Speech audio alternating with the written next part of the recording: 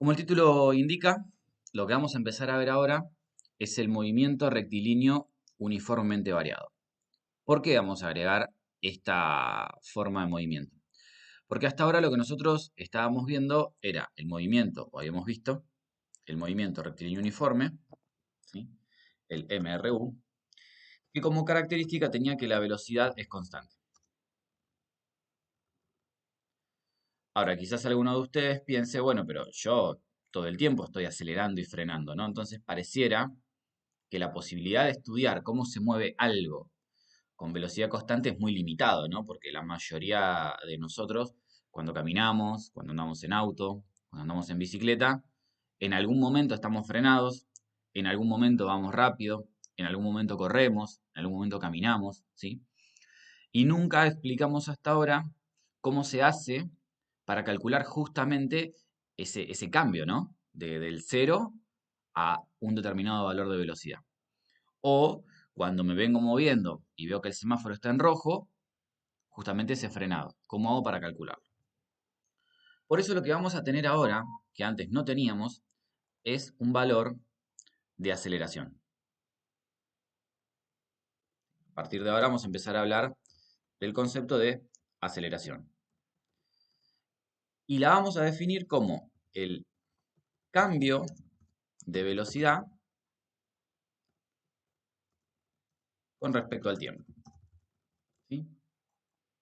O mejor dicho, incluso podríamos decir cómo cambia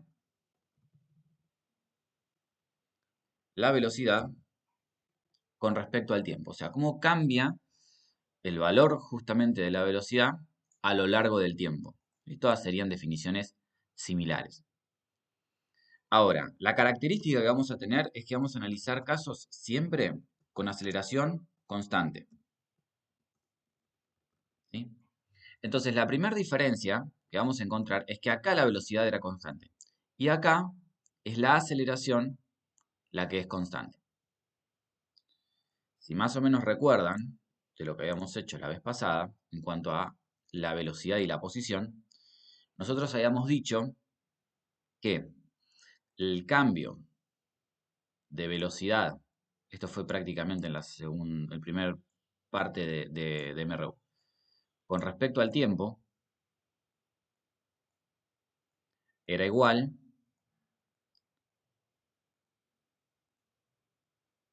disculpen, me escribí cualquier burrada.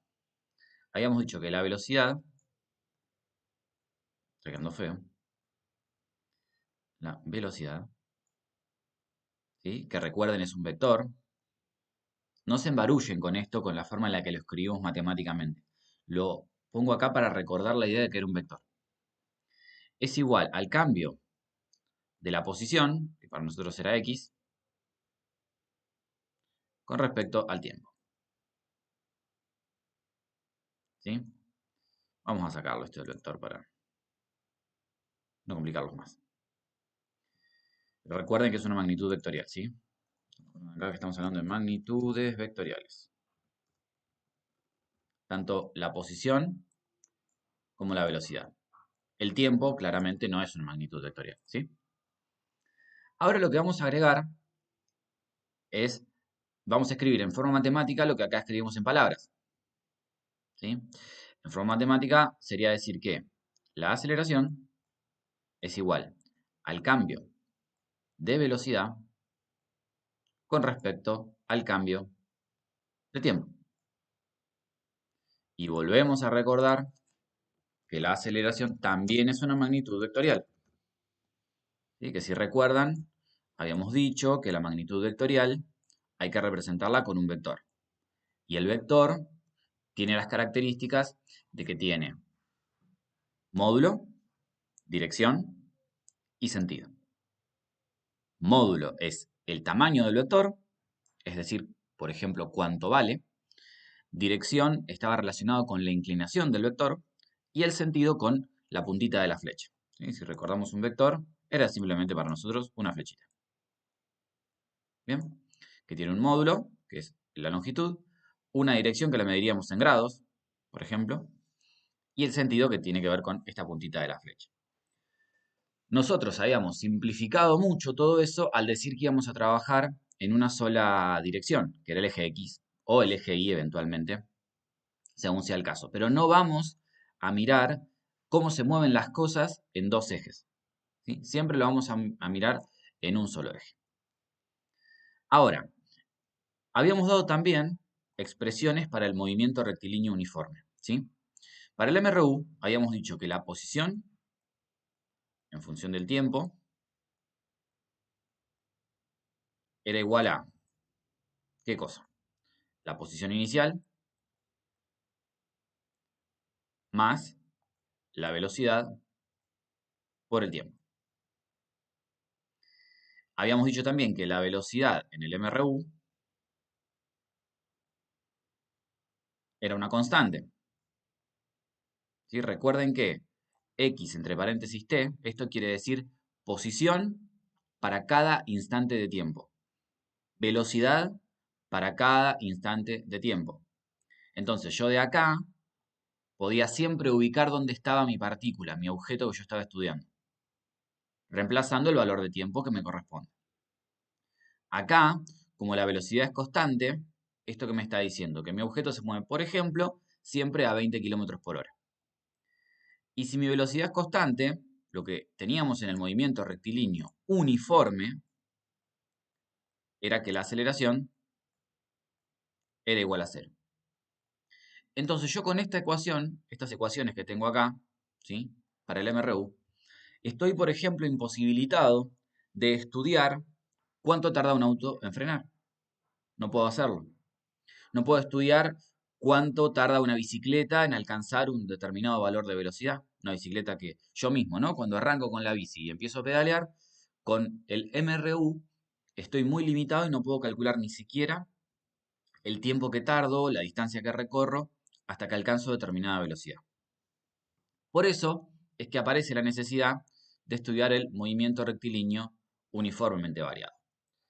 Ahora mis ecuaciones van a ser un poquito distintas, ¿sí? Estas son las ecuaciones horarias para un MRU. Van a ser casi iguales a las otras, pero agregando algunas cositas. La posición, en función del tiempo, ahora va a ser igual a la posición inicial más la velocidad inicial.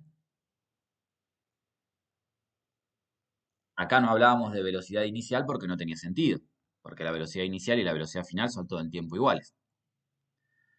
Más un medio multiplicado por la aceleración multiplicado por el tiempo al cuadrado. La velocidad para un movimiento rectilíneo uniformemente variado va a ser igual a la velocidad inicial más la aceleración por el tiempo.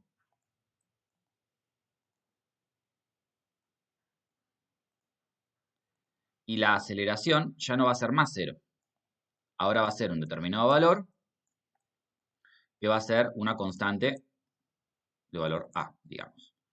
Entonces, estas son las ecuaciones horarias para un M, R, U, B. Voy a borrar esto un poco para que quede un poquito más prolijo. Estas son las ecuaciones para un M, R, U, B.